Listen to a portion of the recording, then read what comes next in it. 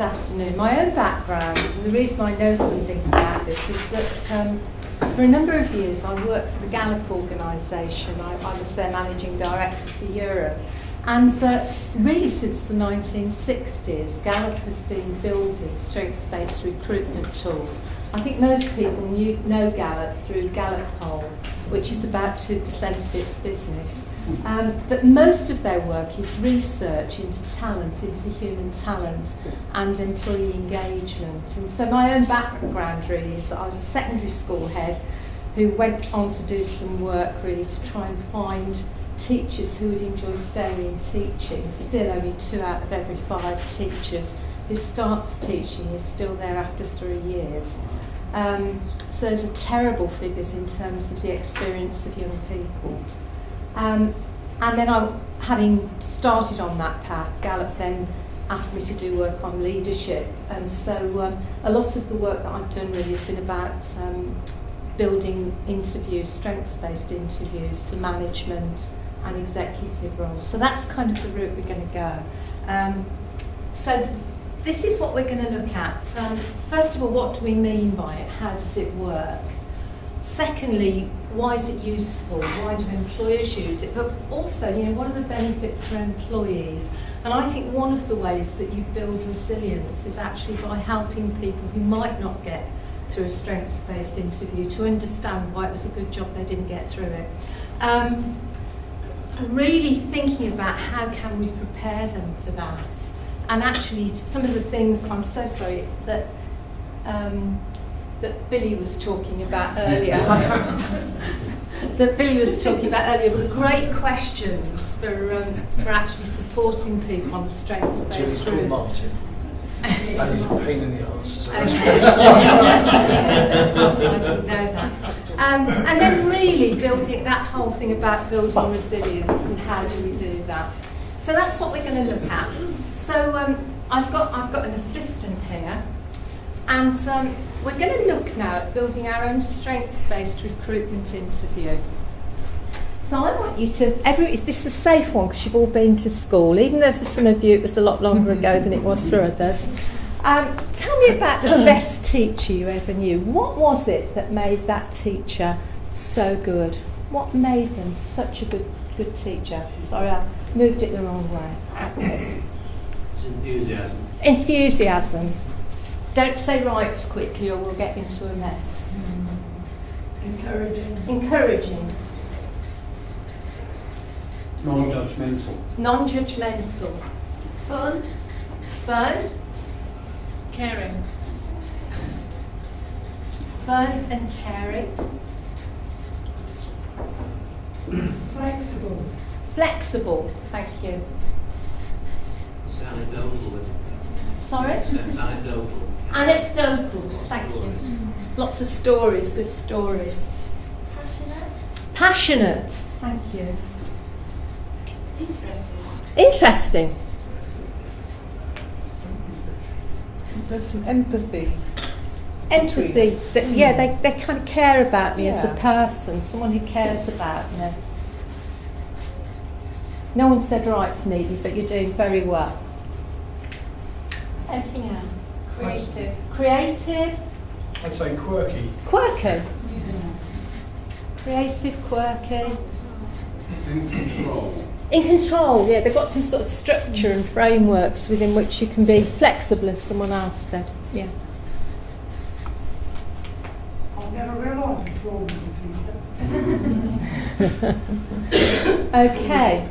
So I've asked that question, just in case you can't read those, not because of the writing, because it's beautiful, but because of the distance. It says enthusiasm, empathy, encouraging, non-judgmental, interesting, fun, caring, flexible, anecdotal, passionate, creative, quirky, and control.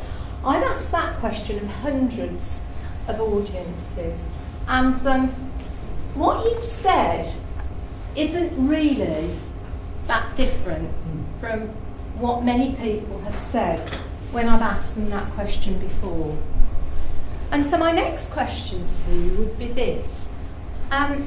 What percentage of those attributes is easy to train in so as to achieve consistently high levels of performance for teachers who don't have those attributes. So we're now thinking of a wet Friday afternoon. You've got 28 16-year-olds who wish they weren't there, perhaps. What proportion of these things, you can see those up there, the ones we had before aren't that different, are easy to train in. Now, when I was a secondary school head, and I don't think it's changed very much since, if you got to go away for more than 3 days on a training programme, you were doing very well. And remember, it's consistently high. Are you asking us to? Yeah, I'm asking you. I think only the last one, being in control. And you can improve on that, can't you? Do you see the point I'm trying to make? That the things that you said you valued in teachers are not actually things that are easy to train in. Now, I've often done that exercise where I haven't used teachers as my example. I've used managers. Tell me about the best manager you've ever had. And again, most of the things that people say are not things that are really, really easy to train in. They're the sorts of things where you can develop learned behaviours, where you can move from abysmal to below average. But you're never going to be a superstar in that. And that really is the essence of strengths-based recruitment, that you're actually looking at those things that the best seem to demonstrate that are really hard to learn. And that really is the essence of it. And in a sense, you see, if you were now building a strengths-based recruitment tool for teachers, and my question, it's almost an iterative question, how would what you've said influence the selection criteria that you use? You'd actually start to interview in a very different way, wouldn't you? And certainly my experience as a head teacher was that the things that were easy to test for, like how much they know about the subject or what qualifications do they have, those are so easy. Whereas the things you've mentioned are the things that are actually quite hard to test for. And that's why strengths-based recruitment isn't, it isn't something that's used all the time, because it's quite hard to test for this stuff, really. So the question then becomes, so how do you do it?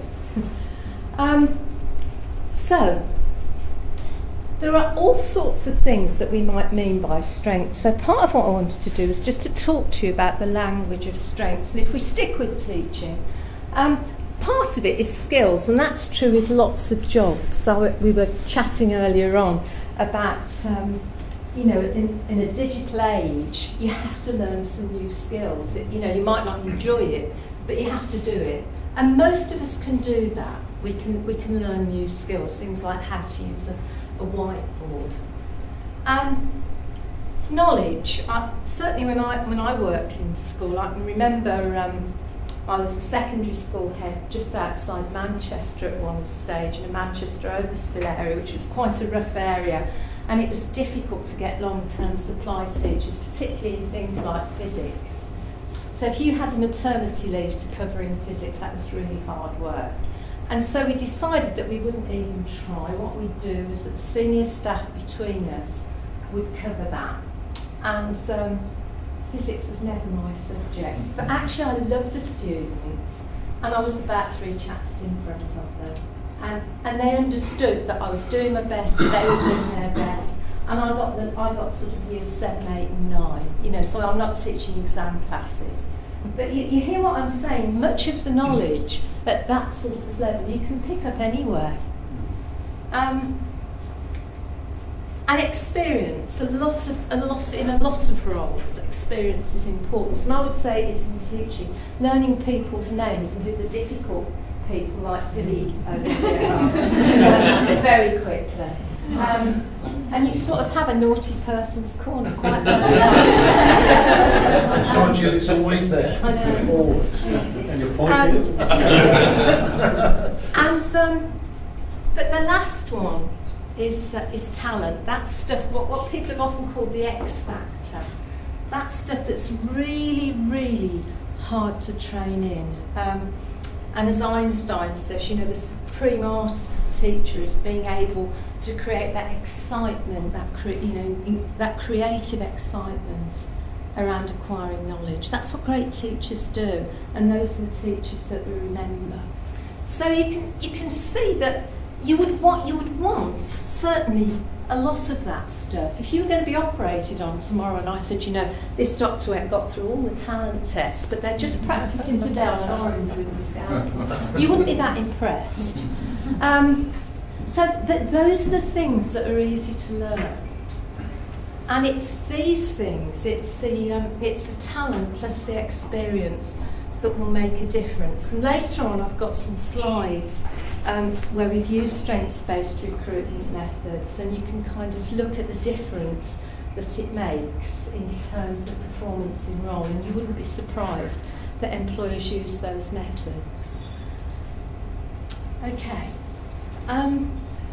So, building selection tools. So I just wanted to tell you a little bit about my own experience. So, excuse me. I went from being a secondary school head teacher in Warwickshire to work for the Gallup organisation. And Gallup's headquarters is in Nebraska, Lincoln, Nebraska, which is, I believe, where President Bush went during 9/11. So it's about as far from anywhere in America as you can get. And the first job I got, where I learned my trade, was in a situation where I was given 2 interviews to build. One was with Canadian ice hockey teams, and the other was with American football players. And so what you did was you studied the best. And so let's just put that bit of the slide up so that I'm staying on side. And I can remember being in this room, a lot smaller than this, with about 8 big bearded Canadian ice hockey players, and they were the best they could give me. And it was quite a long time ago, so I'd got quite a big recorder in the middle of the room, and I'd got a script. And I'd got this series of questions that I was taking them through. And one of my questions was, how do you position yourself when the puck is coming towards you? And I thought that one of them said, well, the puck crawls across the ice. And that's what I thought he said. So I said, could you just repeat that for the recorder? And once again he said, well, the puck crawls across the ice.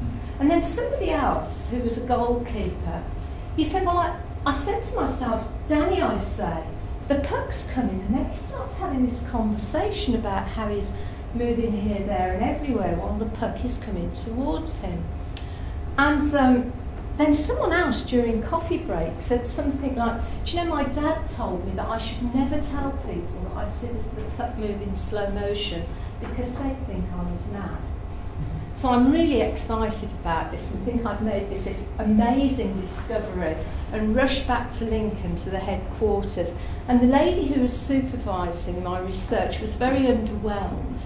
And this was a long time ago, and she took me to have a look at all these things. So there'd been a British racing driver called James Hunt, who long before the days of technology had said, I can see when there's an accident further down the circuit because of the irregular movements in the crowd.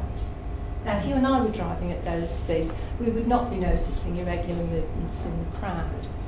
Andre Agassi says that every time he got onto a tennis court, the tennis ball became the size of a grapefruit. One of my clients is a cricket team, and Ian Botham was part of that team, so when you go there are lots of big pictures of Ian Botham. Ian Botham is completely colourblind, and so he was famous for his batting and his bowling, so what he doesn't see is a red ball on green grass. What he sees is a darker green ball on lighter green grass. And so asked how he knew the ball was coming towards him, he says, I look for the stitching.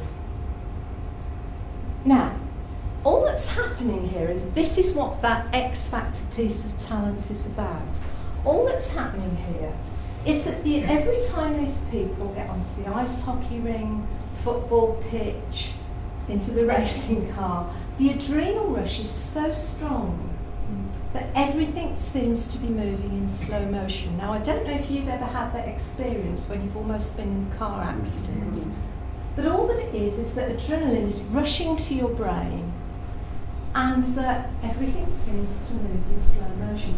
Now, there will be particular things for each of you that's actually true about. It probably isn't American football playing or ice hockey playing, but there will be things that are true of you where you just don't notice time go because you love it so much. I was chatting with Stuart and I were chatting earlier on, and I said, you know, I'm 70 next year and I love what I do. And you just don't notice that the time goes because you enjoy doing it so much. And so strengths-based recruitment is actually looking at what are the things that sets this person apart. Now, some of you may have heard of Gallup's Strengths Finder. It's a tool I had to build when I was there. But all that Strengths Finder was that at that stage, I think we'd identified over 3,000 themes. But all that Gallup's Strengths Finder does is identify the 34 most common themes that we'd ever found in the workplace. And then people go through this test to identify which of those 34 is most like them. Because if you can actually get people to understand what's quirky about them, because we all think we're normal, and there's no such thing as normal, there's just difference. And you will find that lots of the issues that your clients have in the places that they work, certainly when you work as a coach, I find that lots of the issues are actually around that person's quirkiness and not understanding that they're not normal. So we study the best, those who if you could clone, you'd clone. And from that you develop really good questions and listen fors. So last week I mentioned to a couple of people, I was working in Morrison's head office in Bradford, and it was with a team. And one of them we were using Strengths Finder, one of them had got competition as their top thing. And I said to them, so do you let your children beat you? And he said, why would you let your children beat you? These are 6 and 8. Because, so a good question for competitive people is not, do you like to win? Because most people like to win. Even those people who might not think they're very good networkers sort of howl out that they might have got that prize. Or do you like to lose? It's not a good question because most people don't like to lose. But are you a good loser is a very good question. Because not that many people will tell you that actually they're poor losers, they're worried about losing the job.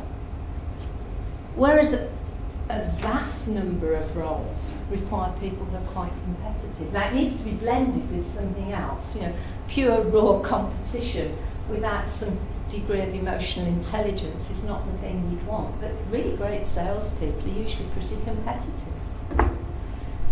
And so you think about those good listen fors, and then you test out those questions to see if they're concurrently valid. So what you'd then do, you'd study the best, and you'd hypothesise, or you will hypothesise what you think sets the best apart, like my Canadian ice hockey players. And then Gallup had this bank of questions, and lots of people now will be developing banks of questions because it's really easy to test them out with the internet. And to see if the questions are concurrently valid, you try them out on your existing best performers. And so last week I was working with someone from a wholesale banking in a wholesale banking role, and one of the questions I can remember in one of those interviews, which was hugely predictive of being, you know, this is a good person, was a question that went something like, tell me about the best sale you've ever made. And because they're salespeople, they wax lyrical. But you're not actually listening to that, because the follow-up is, why was that the best sale? And over 92% of people in the top quartile will say something about the customer in the second part of that answer. You would be amazed how few people mention the customer anywhere in the second part of that answer. So that's how you actually shorten the interview, because you don't want interviews that are too long. So you then sort out which are concurrently the most predictive questions. Which of these questions currently would predict best? Now, of course, many jobs are changing. Last year, I built some interviews for a hotel group in London, and the job itself was a brand new job. They were called Value Centre General Managers, and the role was a role that hadn't been there before, but the new CEO knew exactly what he was looking for, and we just built an interview really on the back of that, and they were people who were already in post, so it was easier to do that. So you're not just looking at a job as is. You're also thinking about how is this likely to change in the foreseeable future, and you're taking some account of that and building it in. And then you use the most appropriate interview medium. Now, the only time I've ever really been on Radio 4 was when Gallup was developing interviews for B&Q, and they'd started using the internet. Now, at the beginning of this century, that was unheard of, that you would actually use the internet as a recruitment tool. But you can imagine if you're trying to recruit those numbers, this is a really good sorting tool. And people don't even have to get out of their jarmers, they can just kind of... So it was a really good tool. And it wasn't seen as an appropriate medium in 2000. But now, of course, lots of people would see that. But if you're interviewing for executives, you wouldn't do that.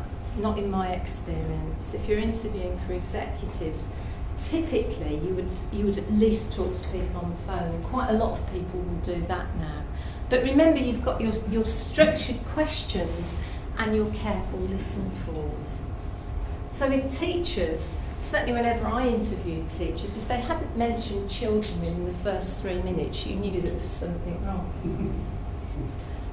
You don't want people who love their subjects, you want people who really like young people. And then you go through it, you would never use it on its own. Clearly you would use it as a screening tool, and the next slide shows that. But the other thing you can do with this, and this gets bigger and bigger as you get into what I call talent analytics, is that if you know which questions someone hits, as soon as they go into role, you can actually begin to track that. So you just collect your data, and you can start seeing which questions were the most predictive questions. You put them at the front of your interview. You can begin to see how this works, can't you? And it means that you can spend your time then, and it's particularly important in executive roles, you can spend your time on those who apparently have most talent for the role. So essentially, you put it at the top end, and you can kind of see how that works. The other thing it does is it helps you to know where the person is perhaps a bit too strong. I mentioned earlier on, if someone is hugely competitive, unless that's blended with something, that can be quite difficult.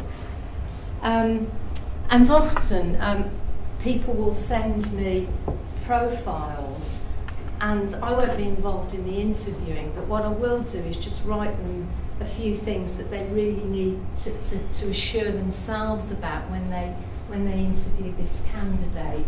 Watch this, look for that, probe deeper for this. So it actually gives you quite a lot of other information as well. I just thought it would be interesting to look at accuracy of recruitment methods. This is... You'll be able to send these slides out. Won't you? I realise you probably can't see what's on the bottom. I have to say, I think that biodata, which doesn't cost very much, will actually increasingly become an important recruitment tool. In the Second World War, your answer to a question, I built a model aeroplane before I reached the age of 9, was apparently the most predictive response in terms of would I or wouldn't I live if you're a pilot. Now just think about that for a moment. And people who love aeroplanes have started building them when they were children. They would know them inside out. They've got this passion about planes. Do you see what I'm saying? And you collect enough biodata, and you start to discover an awful lot about people. Years ago, so we're going back now, probably to the 1990s, I did a piece of research with Standard Life in Edinburgh where we were looking at graduate recruits, and we looked at how graduate recruits, we looked at all sorts of things about them, but the most predictive things in terms of their longer term success into management roles was how they'd spent their gap year. And those who'd spent their gap year kind of giving something back in that particular culture were those most likely to succeed in management roles. And I do believe that with the internet and digital, those will be, biodata will become more and more predictive of performance in role. You know, the trend over the last 12 months has been star-based competency. Yeah. Where would that sit, do you think? So here it's structured interviews. Because what some of the feedback we get is they're pretty unstructured in terms of the way people go about it. So Yeah. it feels like they're a chat. Yeah. So it feels like the candidates are responding in an unstructured way. But the people who are interviewing, Yeah. you know exactly what they're listening for. And it's the listen for, you see. That's what's different about them. It's not just the questions. You know, if you think about many interviews, we can work out what our questions are, but different people will be listening for different things. Whereas when you've actually studied what the best look like and you know what they would say, that's what it is. And what you don't do is the same sort of probe in those as you would do with many ordinary interview processes, because the more you probe, in a sense, the more different you make the interview. Because you're not asking the same questions. In many ways, it's fairer. Because everyone's being offered the same. Now, if you look at it in terms of cost, it looks quite high, but that's because of the original research costs. Now, for executive roles, you see, these assessment centres for performance, which are here, are actually assessment centres with people who already work there. Whereas these are assessment centres for people you don't know. So you can see that if you can use that to screen, it actually then means you send less people on to the next level. So I think, you know, that. And then the next slide. Sorry, can I just stop? Yeah. Where does a strengths-based interview, if it's taken in isolation, where does that sit on the graph? That would be there. That one. But isn't that the same as competency-based? No. No, it isn't. It's, Sorry, where does the competency-based? so those will be there. Okay.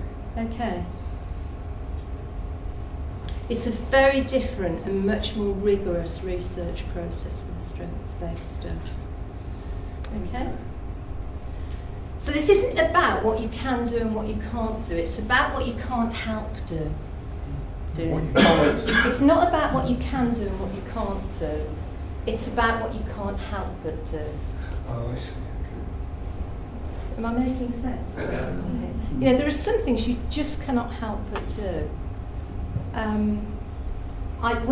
When Stuart was showing his slides earlier on about cool cats and busy bees, I have a friend called Catherine, and that is Catherine, and she just can't help herself. Now, I can network, but I cannot network as well. You know, it isn't something I have to do.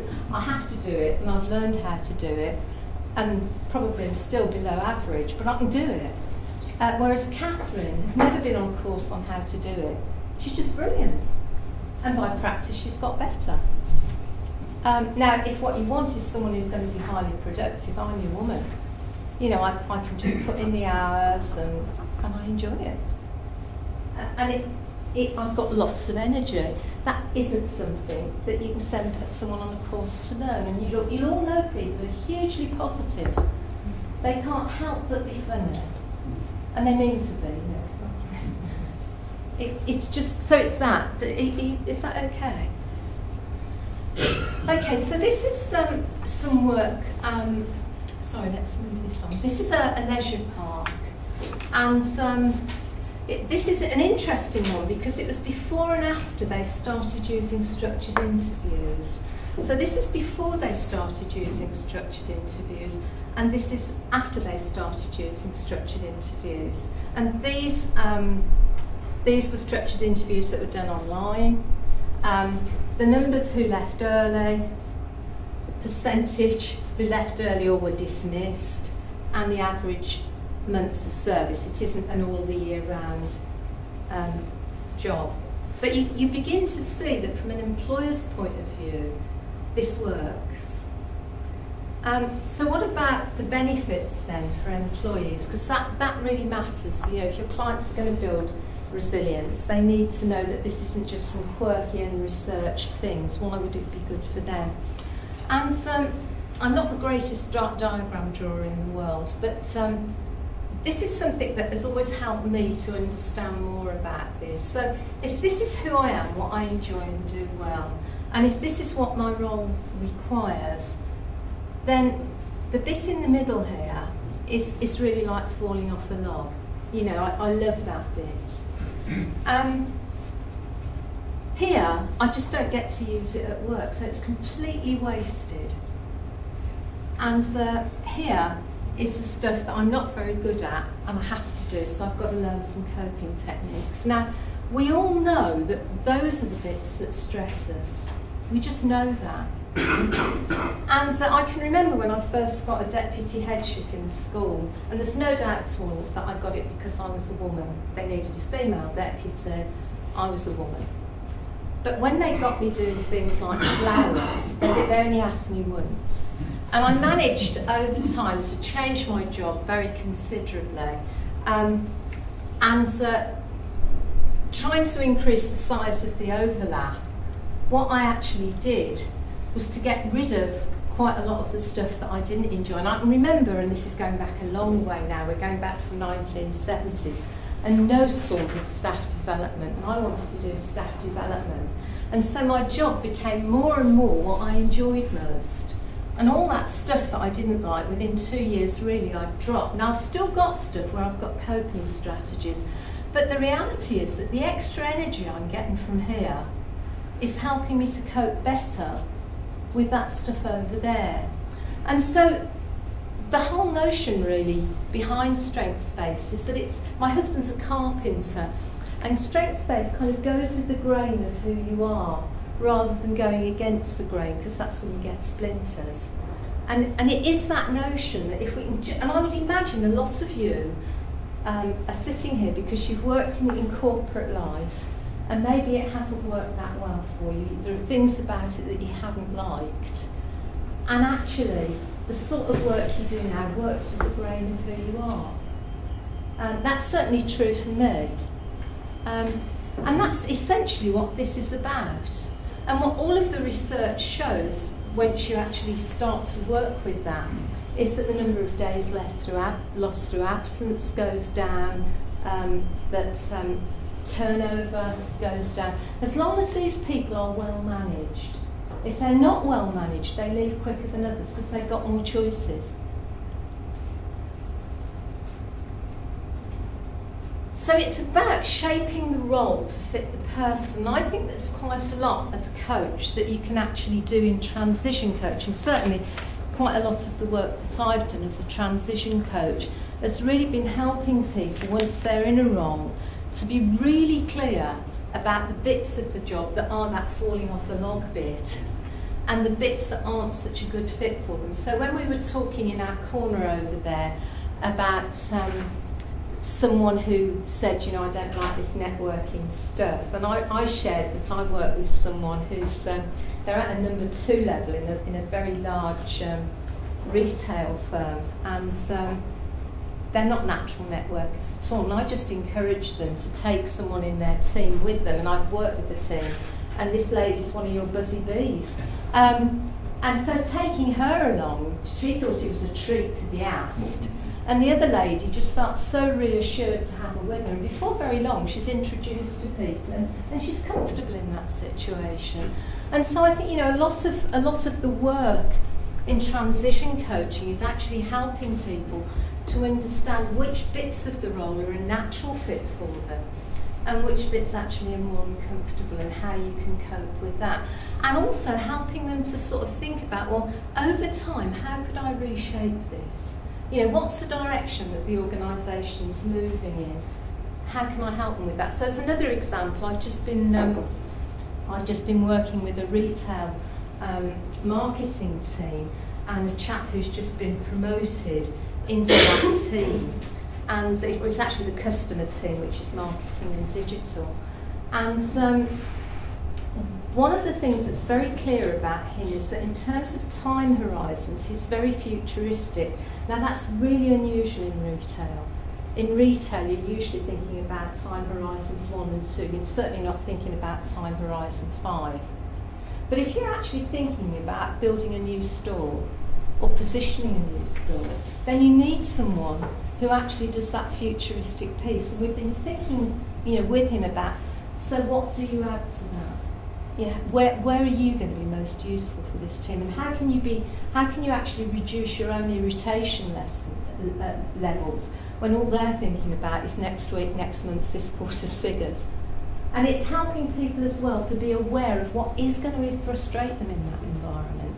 And then that again is the resilience piece. How do I actually cope with those frustrations? And just understanding that you're different and that they're not being deliberately awkward, they're just being themselves. And so often that's the issue in the workplace, isn't it? People don't come into work to make your life difficult. They manage to do it without intending to. And I think, again, a strengths-based approach helps with that. It's really funny because when I bumped into Stuart, we haven't met since 2001, 2002. And at that stage, I think I'd commend it at that stage, but before that I used to be Director of Engagements at Gallup. And Stuart had remembered that in those days, when you asked people that question at work, I have the opportunity to do what I do best every day. The figure was 19%, it's now 20%. It's not increased much over the years. And so, very few people get to do every day what they do really well. That's really sad, because there is so much evidence to show that the quality of life is better if we're in a job that we really enjoy, and I can't imagine what it must be like to be in a job where you go home at the end of every day and you haven't enjoyed it. And you could begin to look at all sorts of statistics around that in terms of absence and illness and stress and all of those sorts of things. The University of Toronto, this is quite an old study now, I couldn't find anything more up to date actually, so I apologise for that. But when they looked at engagement, most of the work on engagement has been done by Gallup, and I didn't want to just keep putting Gallup slides up, so I apologise that this is quite old. But when they looked at people who were fully engaged at work, it was that, that fulfilment and that positive state of mind, good health, the opposite of burnout, people aren't stressed, that ability to take the initiative. People will do it because they're confident that they can. You have a can-do mentality when you've got confidence in what you're doing. And that notion of 60% more likely to work in business units with lower rates of voluntary staff turnover.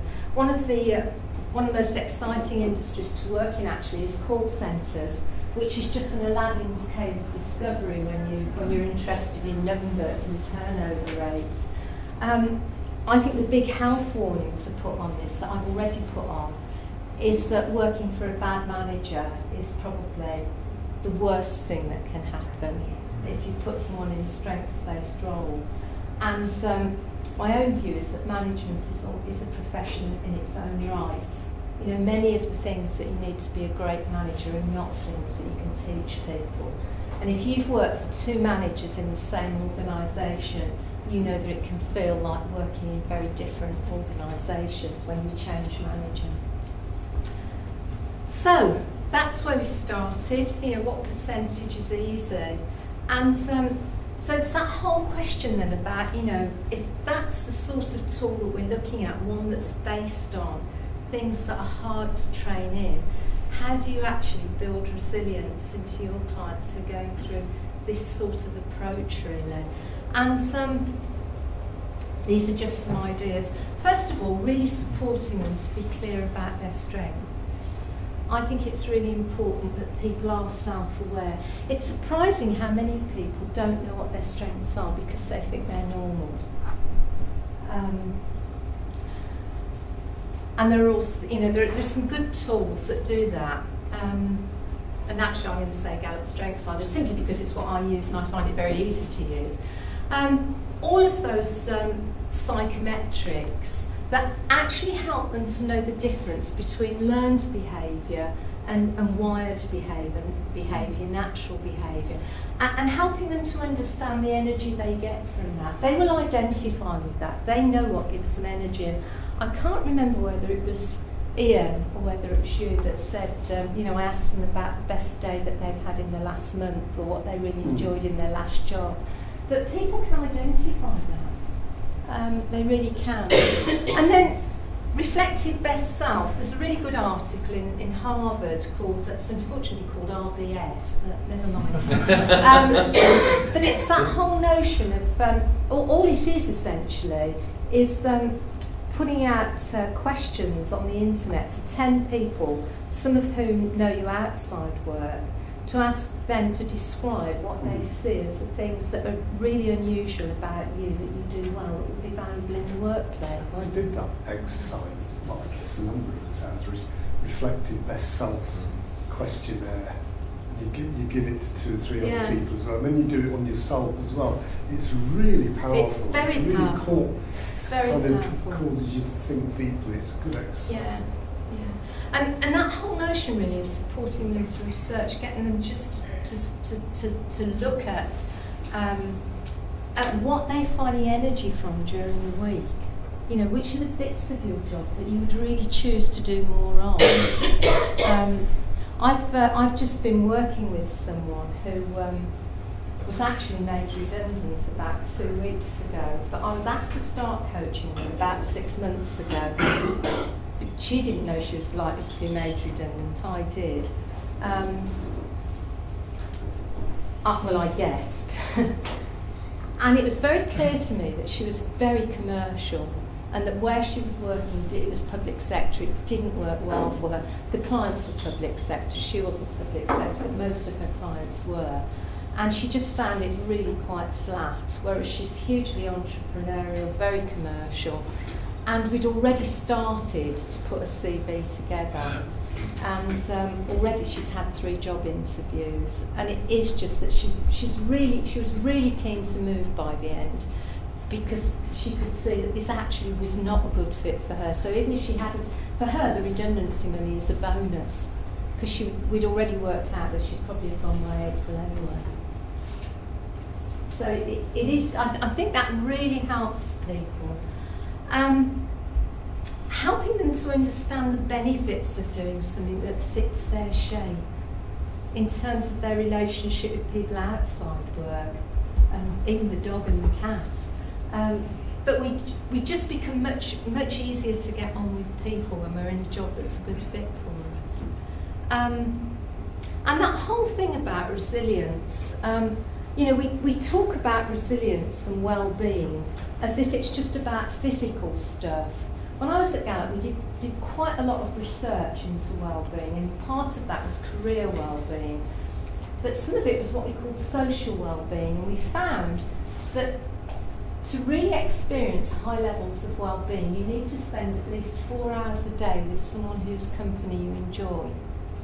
Now, I'm not awake at home for 4 hours a day, so it's really important that people enjoy the organisation that they're working in, that they can really feel that this is a culture that works for them. Over lunch, we were talking about the fact that a lot of people will really enjoy situations where they're invited to suggest someone for this role. They even get paid for it sometimes, because they know who will fit the culture.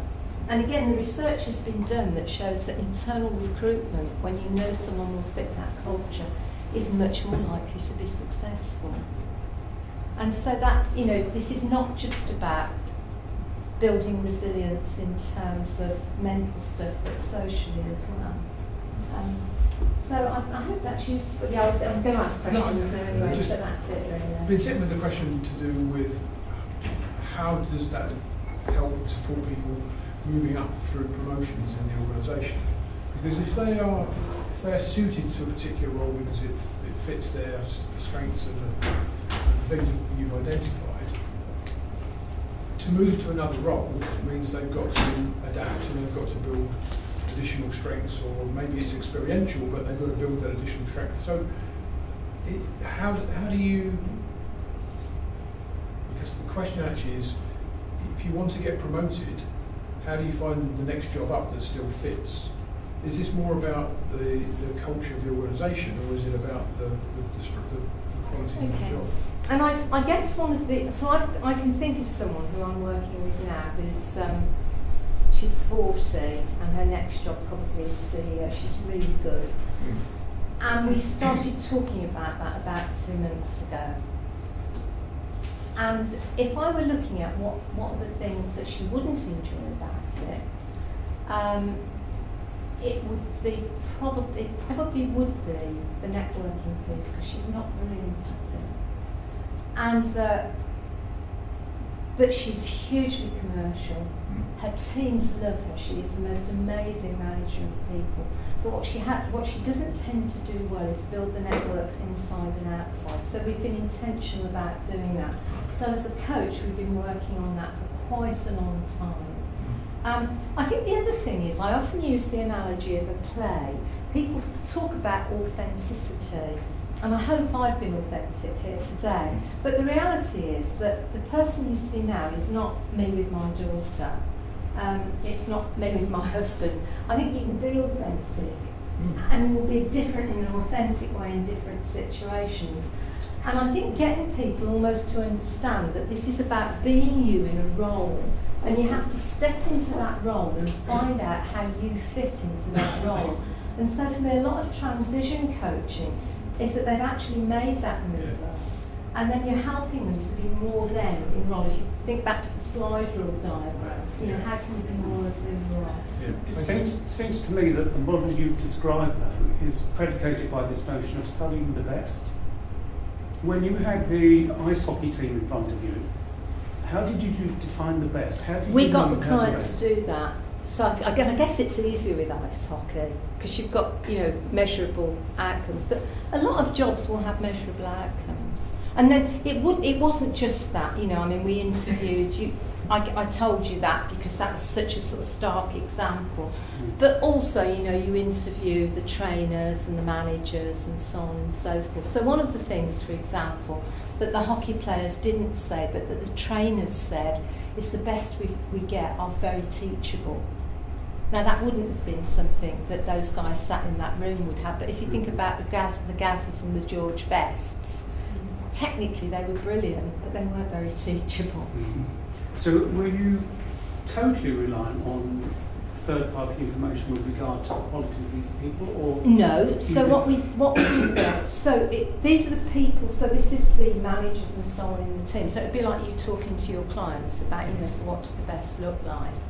And then on the basis of that, we hypothesise an interview, and then we test it out on those who measurably are best. So at that stage, we know if we're missing something. Okay. Which is why they're so expensive when you sort of look at them in that line, because it's the research that's expensive. How widely are they used for recruitment? Sorry? How widely are they used for recruitment? Well, you were saying, I mean, you can probably answer that better than I can. That isn't what I do most of my No, it's time. really simply based on approach and clients, isn't it? In terms of the types of interviews they're being asked to participate in terms of preparing around. So from my perspective, it was useful to have a better understanding in terms of how we as consultants can actually work with our clients to actually prepare for these types of interviews. I think there's a real danger, so it goes back to my question about star-based as well. I think, anecdotally, there are two levels of this.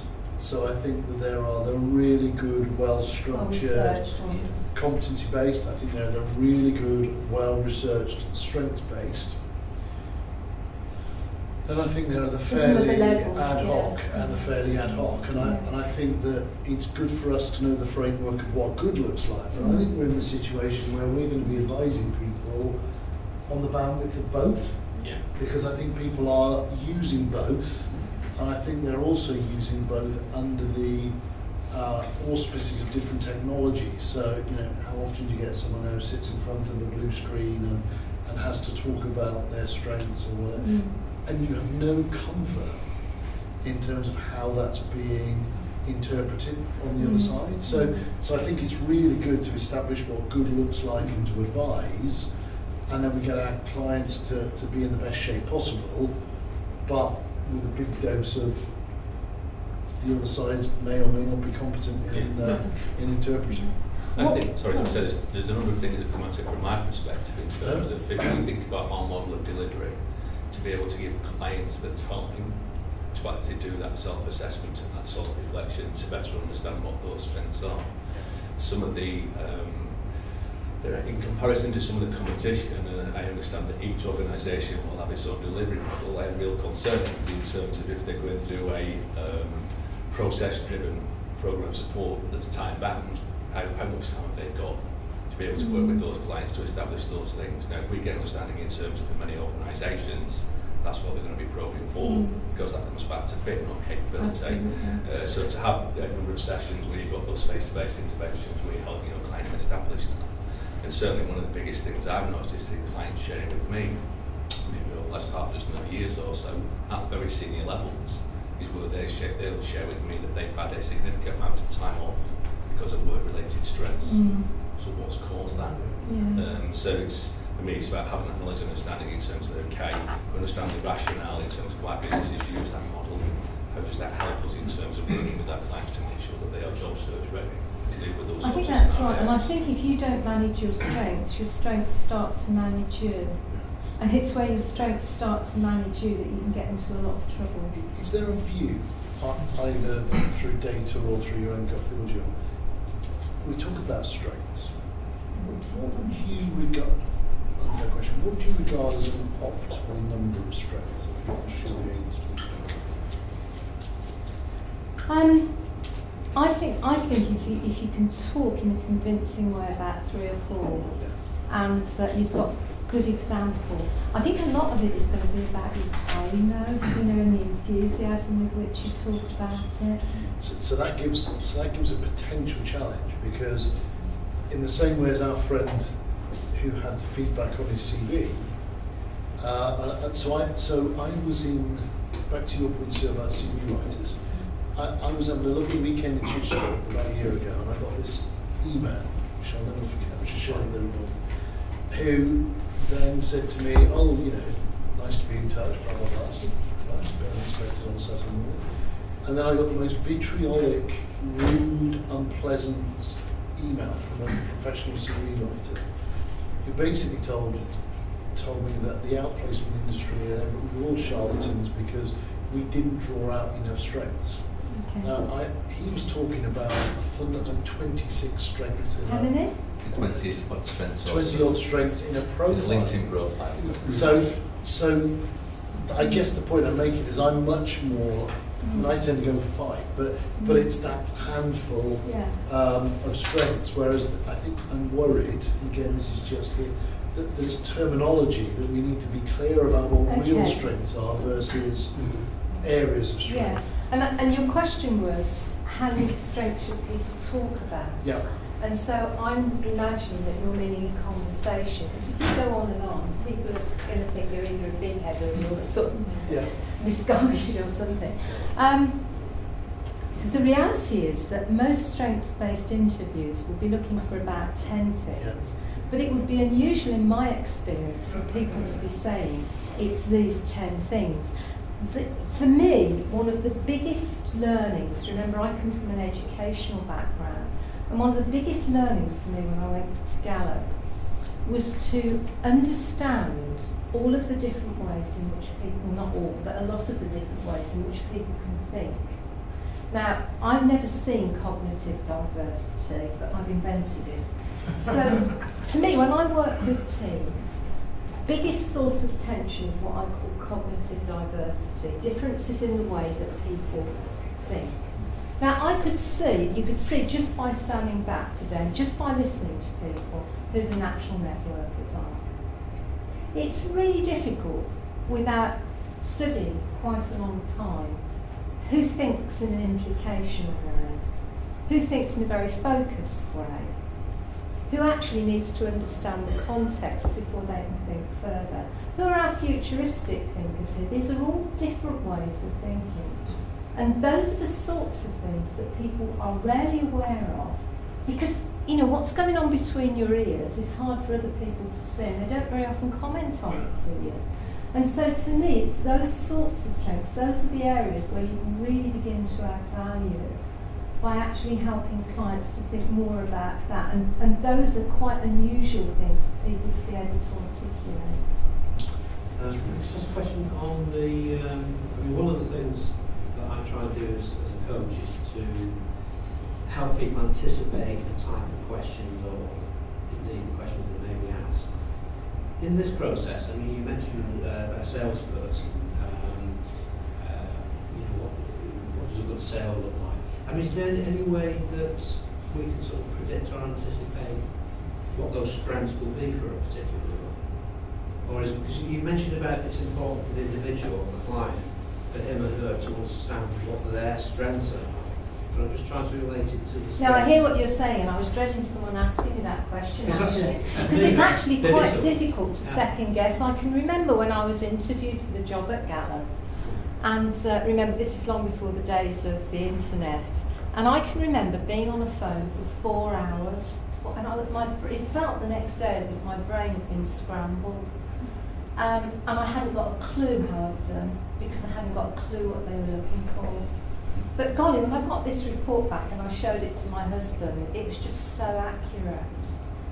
So my answer is really no. I don't think it's encouraging them to understand more about who they are and to be really an interview really. But also the resilience piece for me is helping them to understand why a job that's a bad fit is not a job that you want to stay in. Thanks for that. The Reflecting Best Self, is that the Michigan University? If you go on to if you go on to Harvard, you'll actually see there's an article. It's I think it's May 2007. It's 2007. If you go on to the Harvard Business Review, you'll get it. You can download it. It's a very simple process.